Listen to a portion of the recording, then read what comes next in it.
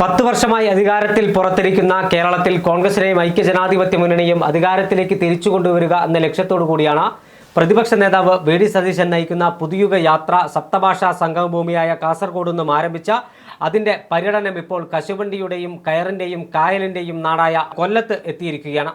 കൊല്ലത്ത് ഉജ്ജ്വലമായ സ്വീകരണമാണ് ഓരോ കേന്ദ്രങ്ങളിലും ലഭിക്കുന്നത്. യാത്ര തിരുവനന്തപുരത്ത് സമാപിക്കുമ്പോൾ പുത്തരിക്കണ്ടം മൈതാനത്ത് ലോക്സഭയിലെ പ്രതിപക്ഷ നേതാവ് രാഹുൽ ഗാന്ധി ഈ യാത്രയുടെ സമാപന സമ്മേളനം ഉദ്ഘാടനം ചെയ്യുകയാണ്. വലിയ ആവേശത്തോടു കൂടിയാണ് പ്രവർത്തകർ ഓരോ നിയോജക മണ്ഡലങ്ങളിലും ഈ യാത്രയിൽ പങ്കെടുക്കാനായി എത്തിയത്. രാഹുൽ ഗാന്ധി തിരുവനന്തപുരത്ത് പുത്തരിക്കണ്ടം മൈതാനത്ത് യാത്രയുടെ സമാപന സമ്മേളനം ഉദ്ഘാടനം ചെയ്യുമ്പോൾ കോൺഗ്രസിന്റെ നിയമസഭാ തെരഞ്ഞെടുപ്പ് പ്രചരണ പ്രവർത്തനങ്ങൾക്ക് ഔദ്യോഗികമായി തുടക്കം കുറിക്കുകയാണ്. കോൺഗ്രസ് ലക്ഷ്യം വെക്കുന്നത് എന്താണ്? കേരളത്തിൽ 10 വർഷത്തിന് ശേഷം ഐക്യജനാധിപത്യ മുന്നണിയുടെ കോൺഗ്രസിന്റെ നേതൃത്വത്തിലുള്ള ഒരു സർക്കാർ അധികാരത്തിലേൽക്കുമോ? എന്തൊക്കെയാണ് ഈ യാത്രയിൽ വി.ഡി. സതീശനും UDF നേതാക്കളും ജനങ്ങളും സംവദിച്ചത്? ജനങ്ങൾ ഈ യാത്രയെ ഇരു കൈയും നീട്ടി സ്വീകരിച്ചോ? അതായത് കാസർഗോഡ് നിന്ന് ആരംഭിച്ച യാത്ര തിരുവനന്തപുരത്ത് സമാപിക്കുകയാണ്. ഈ സമാപന സമ്മേളനത്തിൽ ലോക്സഭാ പ്രതിപക്ഷ നേതാവ് രാഹുൽ ഗാന്ധി പങ്കെടുക്കുന്നു. രാഹുൽ ഗാന്ധി പുത്തരിക്കണ്ടം മൈതാനത്ത് പ്രസംഗം അവസാനിപ്പിക്കുമ്പോൾ കേരളത്തിലെ കോൺഗ്രസിന്റെ തെരഞ്ഞെടുപ്പ് പ്രചരണ പ്രവർത്തനങ്ങൾക്ക് ഔപചാരികമായി തുടക്കം കുറിക്കുന്നു എന്നാണ് കോൺഗ്രസ് നേതാക്കന്മാർ പറയുന്നത്. യാത്ര ഒരു വലിയ വിജയമായി എന്നാണ് കോൺഗ്രസിൻ്റെയും UDFിൻ്റെയും വിലയിരുത്തൽ. 140 നിയോജക മണ്ഡലങ്ങളിലൂടെ യാത്ര കടന്നുപോയപ്പോൾ, അല്ലെങ്കിൽ 140 നിയോജക മണ്ഡലങ്ങളുടെയും സ്വീകരണം യാത്ര ഏറ്റുവാങ്ങിയപ്പോൾ ആ യാത്ര കൊണ്ട് കോൺഗ്രസ് ലക്ഷ്യം വെക്കുന്നത് അധികാരത്തിലേക്ക് തിരിച്ചു വരിക എന്നത് തന്നെയാണ്. ആ ഒരു ലക്ഷ്യം സാക്ഷാത്കരിക്കാൻ കോൺഗ്രസിന് കഴിയുമോ? ആ ഒരു ലക്ഷ്യം സാക്ഷാത്കരിക്കാൻ നിലവിലെ സാഹചര്യത്തിൽ കോൺഗ്രസിന് കഴിയും. അത് തന്നെയാണ് പുതുയുഗ യാത്രയിൽ കണ്ട ജനപിന്തുണ. 140 അല്ലെങ്കിൽ 140 മണ്ഡലങ്ങളിലേക്ക് എത്തുമ്പോൾ, അല്ലെങ്കിൽ നിയോജക മണ്ഡലങ്ങളിലേക്ക് എത്തുമ്പോൾ, 140 ഇപ്പോൾ എത്തിയിട്ടില്ല, എത്തുമ്പോൾ ആദ്യം മുതൽ ഉണ്ടായിരുന്ന ഒരു ജനപിന്തുണ, പുതുയുഗ യാത്ര ആദ്യം കാസർഗോഡ് നിന്ന് തുടങ്ങുമ്പോൾ ഉണ്ടായിരുന്ന അതേ ജനപിന്തുണ, അല്ലെങ്കിൽ അതിനേക്കാൾ ഏറെയാണ് തിരുവനന്തപുരത്ത് സമാപിക്കുമ്പോൾ ഉണ്ടാകുന്നത്. ആ ഒരു ജനപിന്തുണ വോട്ടാക്കി മാറ്റാൻ കഴിഞ്ഞാൽ അത് കോൺഗ്രസിന്റെ വിജയമാണ്. അല്ലെങ്കിൽ ആ ഒരു ജനപിന്തുണ മുഴുവൻ വോട്ടായി മാറിയാൽ കോൺഗ്രസ് അധികാരത്തിൽ വരും, 100 സീറ്റോടുകൂടി അധികാരത്തിൽ വരും എന്നുള്ള കാര്യത്തിൽ യാതൊരു സംശയമില്ല. ഈ യാത്ര ഒരു രീതിയിൽ നോക്കിയാൽ വിജയം തന്നെയാണ്. കാര്യം ആദ്യം മുതൽ കിട്ടിയ ഒരു ജനപിന്തുണ ഉണ്ടായിരുന്നു. അതുപോലെ തന്നെ വി.ഡി. സതീശൻ അല്ലെങ്കിൽ പ്രതിപക്ഷ നേതാവ് മറ്റുള്ളവരുമായി സംസാരിച്ച് അവരുടെ പ്രശ്നങ്ങൾ, PSC ഉദ്യോഗാർത്ഥികളടക്കമുള്ളവരുടെ പ്രശ്നങ്ങൾ കേട്ടുകൊണ്ടാണ് പോയത്. വെറുതെ ഒരു യാത്ര, അല്ലെങ്കിൽ ഇലക്ഷൻ ഗിമ്മിക്കായി നടത്തിയ യാത്രയായിട്ടല്ല സാധാരണക്കാരനെ വിലയിരുത്തുന്നത്. സാധാരണക്കാരുമായി സംവദിക്കാൻ കിട്ടിയ ഒരു അവസരമായിട്ടാണ്. അപ്പോൾ അതുകൊണ്ട് തന്നെ ആദ്യ റൗണ്ടിൽ ഇത് കോൺഗ്രസിന് വിജയം, അല്ലെങ്കിൽ കോൺഗ്രസിന് അനുകൂലമായിട്ടുള്ള ഒരു റിസൾട്ട് തന്നെയാണ് പുതിയ യാത്ര സമ്മാനിക്കുന്നത്.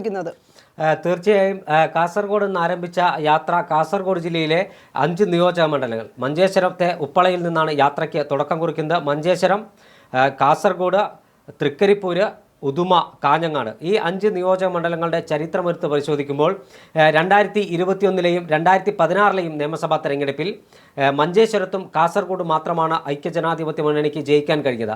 തൃക്കരിപ്പൂരും ഉദുമയും കാഞ്ഞങ്ങാടും ഇടതുമുന്നണിയാണ് ജയിച്ചത്. അതിൽ ഉദുമ ഇത്തവണ, അല്ലെങ്കിൽ ഉദുമയും തൃക്കരിപ്പൂരും ഇത്തവണ തിരിച്ചു പിടിക്കാൻ കഴിയുമെന്നാണ് കോൺഗ്രസ് ക്യാമ്പിൻ്റെ ഒരു ശുഭാപ്തി വിശ്വാസം ഉള്ളത്. മികച്ച സ്ഥാനാർത്ഥികളെ രംഗത്തിറക്കിയാൽ ഉദുമയിലും തൃക്കരിപ്പൂരും ജയിക്കുന്നതിനോടൊപ്പം മഞ്ചേശ്വരവും കാസർഗോഡും നിലനിർത്താൻ കൂടി കഴിഞ്ഞാൽ കാസർഗോഡ് ജില്ലയിൽ 5ൽ 4 സീറ്റും നേടാമെന്നാണ് UDFിൻ്റെ കണക്കുകൂട്ടൽ. തൊട്ടിപ്പുറത്ത് കണ്ണൂർ ജില്ലയിലേക്ക് കടന്നു വരുമ്പോൾ കണ്ണൂരിൽ കഴിഞ്ഞ നിയമസഭാ തെരഞ്ഞെടുപ്പിൽ 2021ലെ നിയമസഭാ തെരഞ്ഞെടുപ്പിൽ പേരാവൂരും ഇരിക്കൂറും മാത്രമാണ് ജയിച്ചു വരാൻ കഴിഞ്ഞത്. ഇരിക്കൂർ എക്കാലത്തും കോൺഗ്രസിനെ തുണച്ച ഒരു മണ്ഡലമാണ്. പേരാവൂരും കോൺഗ്രസ് ജയിക്കുന്ന മണ്ഡലമാണ്. ഈ 2 മണ്ഡലങ്ങളിലാണ് കോൺഗ്രസ് ജയിച്ചത്. പക്ഷേ ഐക്യജനാധിപത്യ മുന്നണി ഒറ്റക്കെട്ടായി ഒരേ മനസ്സോടുകൂടി തെരഞ്ഞെടുപ്പ് പ്രവർത്തനങ്ങൾ ഏകോപിപ്പിക്കുകയും ഭരണവിരുദ്ധ വോട്ടുകൾ തങ്ങളുടെ പെട്ടിയിലേക്ക് എത്തിക്കാൻ കഴിയുകയും ചെയ്താൽ ഈ ഇരിക്കൂറിനും പേരാവൂരിനും പുറമെ അഴീക്കോട്, കണ്ണൂർ, കൂത്തുപറമ്പ് മണ്ഡലങ്ങളിൽ പുഷ്പം പോലെ ജയിക്കാൻ കഴിയും എന്ന് തന്നെയാണ് കോൺഗ്രസിൻ്റെ കണക്കുകൂട്ടൽ. കഴിഞ്ഞ തവണ മികച്ച പ്രകടനം കാഴ്ചവെച്ച തളിപ്പറമ്പിൽ ഒരു അട്ടിമറി നടത്താൻ കഴിയുമെന്ന് കോൺഗ്രസ് കണക്കുകൂട്ടുന്നു. KSUവിൻ്റെ മുൻ സംസ്ഥാന വൈസ് പ്രസിഡന്റ്, നിലവിൽ യൂത്ത് കോൺഗ്രസിൻ്റെ ജനറൽ സെക്രട്ടറി കൂടിയായ VP അബ്ദുൾ റഷീദാണ് തളിപ്പറമ്പിൽ സ്ഥാനാർത്ഥിയാകുക എന്നത് ഏറെക്കുറെ ഉറപ്പായിട്ടുണ്ട്. ഈ ജില്ലയിൽ നിന്ന് കൂടുതൽ സീറ്റ് നേടാൻ, കണ്ണൂരിൽ നിന്ന് 2ൽ കൂടുതൽ സീറ്റ് നേടാൻ കഴിയുമെന്നാണ് UDF ക്യാമ്പിൻ്റെ ആത്മവിശ്വാസം. തദ്ദേശ സ്വയംഭരണ സ്ഥാപനങ്ങളിലേക്കുള്ള തെരഞ്ഞെടുപ്പിൽ നേടിയ മികച്ച വിജയം പാർട്ടി ഗ്രാമങ്ങളെപ്പോലും വിറപ്പിക്കാൻ UDFിന് കഴിഞ്ഞിട്ടുണ്ട്. വയനാട്ടിലേക്ക് വരുമ്പോൾ വയനാട്ടിൽ ആകെ 3 നിയമസഭാ മണ്ഡലങ്ങളാണുള്ളത്. ആ 3 നിയമസഭാ മണ്ഡലങ്ങളിൽ കൽപ്പറ്റയും സുൽത്താൻ ബത്തേരിയും നിലവിൽ കോൺഗ്രസിൻ്റെ MLA-മാരാണുള്ളത്. അതിന് പുറമെ മാനന്തവാടി കൂടി ജയിക്കാൻ കഴിയുമെന്നാണ് കോൺഗ്രസിൻ്റെയും UDFിൻ്റെയും അവകാശവാദം. മികച്ച സ്ഥാനാർത്ഥിയെ രംഗത്തിറക്കിയാൽ മാനന്തവാടി ജയിക്കാൻ കഴിയും. സർക്കാരിനെതിരായ വികാരം വോട്ടാക്കി മാറ്റിയാൽ നേരത്തെ കോൺഗ്രസ് ജയിച്ചിരുന്ന മുൻ മന്ത്രി കൂടിയായ PK ജയലക്ഷ്മി അടക്കം ജയിച്ച മണ്ഡലമാണ്. അതുകൊണ്ട് ആ മാനന്തവാടി ജയിക്കുക എന്നത് കോൺഗ്രസിന് ഒരു ബാലികേറ മലയല്ല.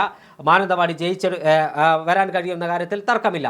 പിന്നീട് കോഴിക്കോടാണ് ഒരു വലിയ ജില്ല. കോഴിക്കോട് കഴിഞ്ഞ നിയമസഭാ തെരഞ്ഞെടുപ്പിൽ 2 MLA മാർ മാത്രമാണ് UDF ഉള്ളത്. കൊടുവള്ളിയിൽ മുസ്ലിം ലീഗ് നേതാവ് MK മുനീറും വടകരയിൽ UDFലെ അസോസിയേറ്റ് അംഗമായ RMP നേതാവ് KK രവിയും.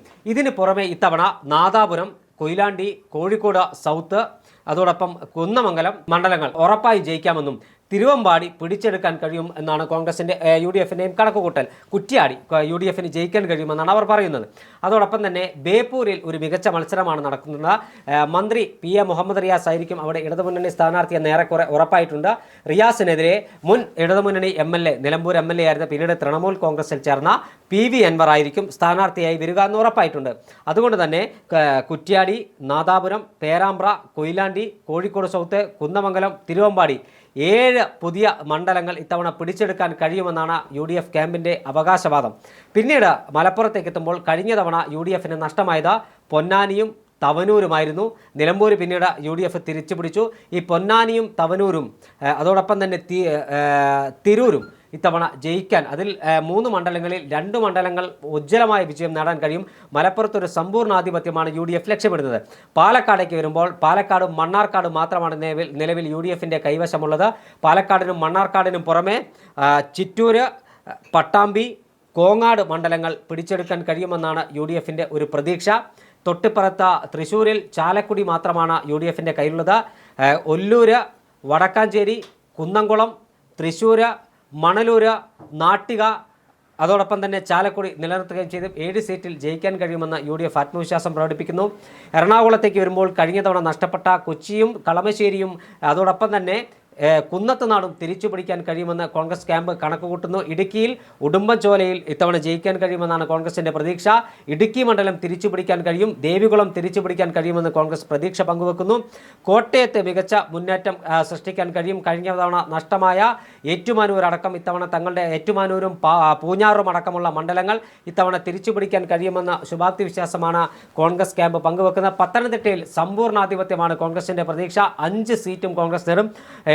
ആലപ്പുഴയിലേക്ക് വരുമ്പോൾ അരൂര്, അമ്പലപ്പുഴ, ചേർത്തല, കായംകുളം, മാവേലിക്കര സീറ്റ്, ഹരിപ്പാട് നിലവിൽ UDFിന് ഹരിപ്പാട് മാത്രമാണ് ജയിക്കുക. ഈ സീറ്റുകളെല്ലാം ജയിച്ചു കയറാൻ കഴിയുമെന്ന് പറയുന്നു. കൊല്ലത്തെത്തുമ്പോൾ കുണ്ടറ, കരുനാഗപ്പള്ളി മണ്ഡലത്തിന് പുറമെ ഇരവിപുരം, അതോടൊപ്പം തന്നെ കൊല്ലം മണ്ഡലങ്ങൾ ജയിക്കാൻ കഴിയുമെന്നാണ് കോൺഗ്രസിൻ്റെ പ്രതീക്ഷ. ചവറ RSPയുടെ സീറ്റാണ്, അവിടെ ജയിക്കാൻ കഴിയുമെന്ന് പറയുന്നു.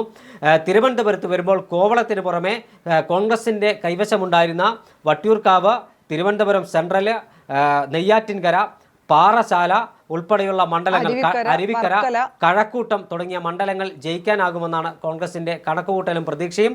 എന്തായാലും ആ പ്രതീക്ഷയ്ക്ക് ഉതകുന്ന തരത്തിൽ താഴെത്തട്ടിൽ എണ്ണയിട്ട യന്ത്രം കണക്കെ കോൺഗ്രസിൻ്റെ സംഘടനാ സംവിധാനം ചലിക്കുകയാണ്. ലോക്സഭാ പ്രതിപക്ഷ നേതാവ് രാഹുൽ ഗാന്ധി തെരഞ്ഞെടുപ്പ് പ്രചരണത്തിനായി തിരുവനന്തപുരത്തെത്തുമ്പോൾ, അല്ലെങ്കിൽ ഈ പുതുയുഗ യാത്രയുടെ സമാപന സമ്മേളനത്തിനോടൊപ്പം കോൺഗ്രസിൻ്റെ തെരഞ്ഞെടുപ്പ് പ്രചരണത്തിന് കൂടി തുടക്കം കുറിക്കുകയാണ്. ഐതിഹാസികമായ ഈ പുതുയുഗ യാത്ര തിരുവനന്തപുരത്ത് സമാപിക്കുമ്പോൾ കേരളത്തിൽ പുതുയുഗ പിറവിയുണ്ടാകുമെന്നാണ് കോൺഗ്രസ് ക്യാമ്പിൻ്റെ അവകാശവാദം.